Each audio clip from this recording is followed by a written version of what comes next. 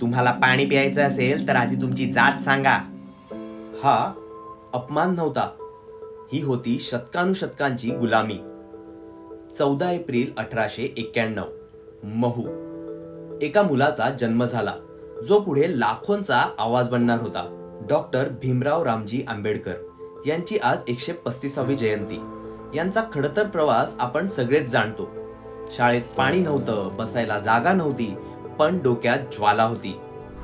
Colombia University, London School of Economics आणि तब्बल 32 पदव्या व 9 ते 10 भाषांवरील प्रभुत्व त्यांच्या विचारांचे शस्त्र बनल्या. त्यांनी भारताचं संविधान लिहिलं, ज्यात प्रत्येक नागरिकाला समान अधिकार दिला. महाडचा सत्याग्रह, चवदार तळं हा फक्त पाण्याचा प्रश्न नव्हता, हा होता माणुसकीचा लढा. त्यांनी आपल्या लेखणीतून ब्राह्मणवादी व्यवस्थेवर, अंधश्रद्धेवर आणि अन्यायावर थेट टीका केली. ॲनिहिलेशन ऑफ कास्ट मधून समतेची आग पेटवली. शूद्र कोण होते मध्ये त्यांनी शूद्रांचा इतिहास वर्णिला. रिडल्स इन हिंदुइझम मध्ये हिंदू धर्मातील विरोधाभास, देवधर्म ग्रंथातील विसंगती आणि जाती व्यवस्थेवर प्रश्न उपस्थित केले. आणि त्यांची अशी बरीच साहित्य आपल्या आयुष्याला नवीन दिशा देऊन जातात.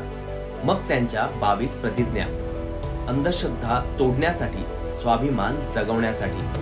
आणि आजही त्यांचा आवाज सांगतो, शिका, संघटित व्हा आणि संघर्ष करा.